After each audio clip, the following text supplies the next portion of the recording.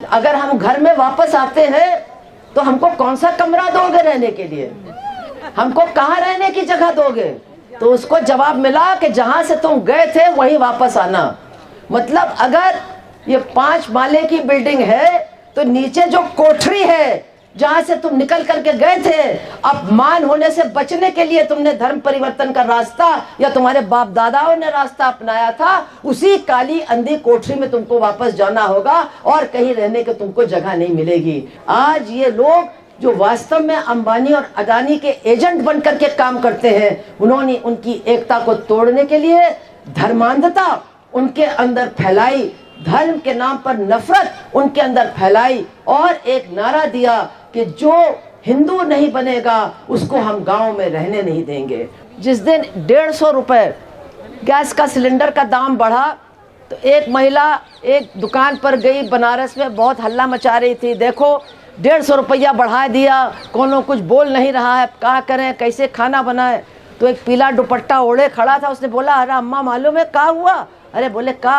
अरे बोले मस्जिद में शिवलिंग निकली है। अरे भैया वो भूल गई गैस, भूल गई 150 रुपया, भूल गई चूल्हा, भूल गई भूखे बच्चे और उसी में जुट गई कि ये तो बड़ा अन्याय हुआ है। चलो भैया बताओ कहाँ निकला है, कैसे निकला है, कौन निकाले हैं, ओमा कुछ ना कुछ होए के चाहिए, बस उसी में मामला सब खत्म हो गया। तो यही हो रहा है।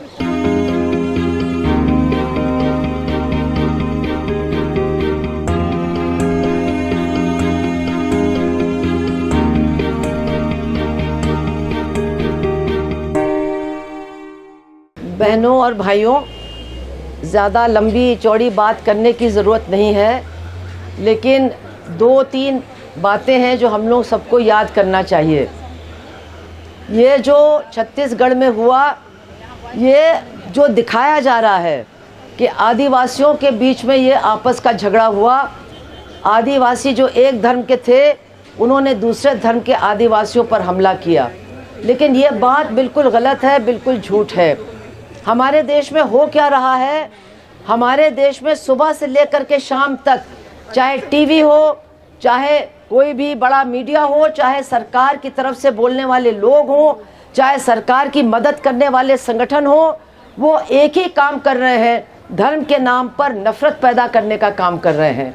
आपको मैं बताऊं, जिस दिन 150 रुपए गैस का सिलेंडर का दाम बढ़ा तो एक महिला एक दुकान पर गई बनारस में, बहुत हल्ला मचा रही थी, देखो 150 रुपया बढ़ा दिया, कोनो कुछ बोल नहीं रहा है, क्या करें, कैसे खाना बनाए।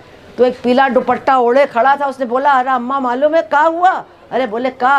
अरे बोले मस्जिद में शिवलिंग निकली है। अरे भैया वो भूल गई गैस, भूल गई 150 रुपया, भूल गई चूल्हा, भूल गई भूखे बच्चे और उसी में जुट गई कि ये तो बड़ा अन्याय हुआ है। चलो भैया बताओ कहाँ निकला है, कैसे निकला है, कौन निकाले हैं, ओमा कुछ ना कुछ होए के चाहिए, बस उसी में मामला सब खत्म हो गया। तो यही हो रहा है। धर्म के नाम पर लोगों को पागल बना करके एक दूसरे के खिलाफ दुश्मनी पैदा करके अपना उल्लू सीधा किया जा रहा है।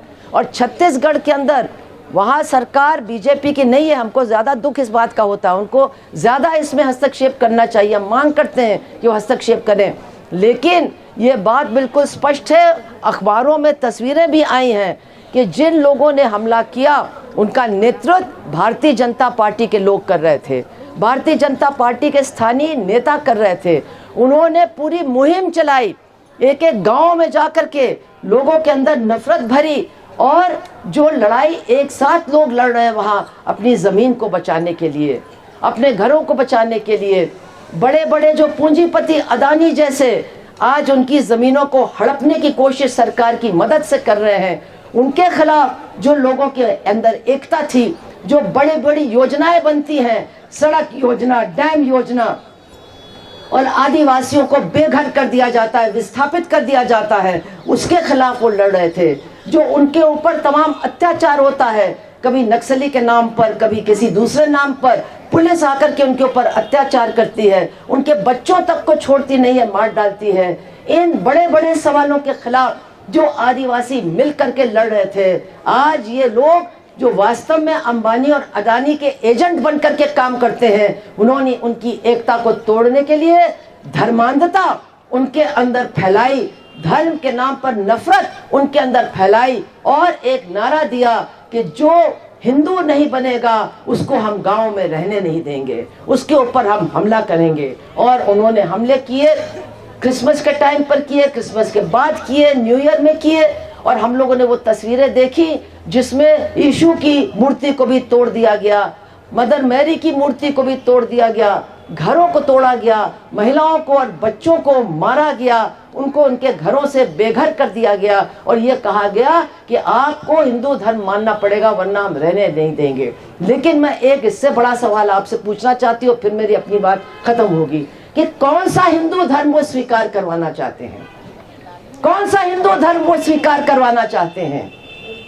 आज यही लोग, कोई दिन नहीं जाता एक दलित महिला के साथ बलात्कार होता, उसको मार डाला जाता है।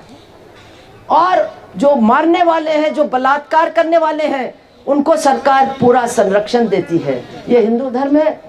कोई अगर दलित लड़का घोड़ी पर चढ़ करके अपनी बारात निकालने की कोशिश करता है तो उसको उतार करके उसको मारते हैं। अगर मूंछ रखता है तो मार डालते हैं। अगर टीचर के घड़े से पानी पीता है तो मार डालते हैं। ये कौन सा धर्म है? ये हिंदू धर्म नहीं, ये मनुवाद है।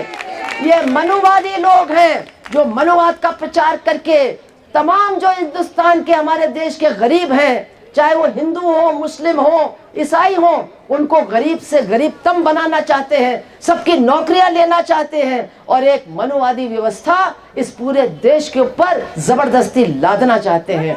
बहनों और भाइयों, हमको इसके खिलाफ लड़ना होगा, हमको इसके खिलाफ लड़ना होगा। और आपको मैं एक बात बताती हूँ, जब ये कहते हैं घर वापसी, तो एक ने पूछा अगर हम घर में वापस आते हैं तो हमको कौन सा कमरा दोगे रहने के लिए, हमको कहाँ रहने की जगह दोगे? तो उसको जवाब मिला कि जहां से तुम गए थे वहीं वापस आना। मतलब अगर ये 5 माले की बिल्डिंग है तो नीचे जो कोठरी है जहां से तुम निकल करके गए थे, अपमान होने से बचने के लिए तुमने धर्म परिवर्तन का रास्ता या तुम्हारे बाप दादाओं ने रास्ता अपनाया था, उसी काली अंधी कोठरी में तुमको वापस जाना होगा और कहीं रहने की तुमको जगह नहीं मिलेगी। तो ये जो उनकी योजना है, ये जो उनका आगे का एजेंडा है कि धर्म के नाम पर एक बड़ी संख्या में लोगों को अपने पीछे लामबंद करके वो इस देश की धन दौलत को, इस देश की संपत्ति को इन बड़े बड़े पूंजीपतियों के हाथ के हवाले करना चाहते हैं। हमारी जमीन, हमारी नौकरी, हमारा पब्लिक सेक्टर, हमारा रेल, हमारा हवाई अड्डा, हमारी सड़क, हमारा स्कूल, हमारा दवाखाना, सब कुछ हमसे छीन करके इन बड़े बड़े लोगों के हवाले करने का इनका एजेंडा है, जिसके लिए वो कुछ भी करने को तैयार है। किसी को भी मारो, किसी को भी काटो, किसी को भी घर से बेघर करो, किसी के ऊपर भी नफरत फैला करके हमला करो, ये इनका एजेंडा है। मैं आपसे हाथ जोड़कर निवेदन करूंगी, इसको समझिए, इसको जानिए।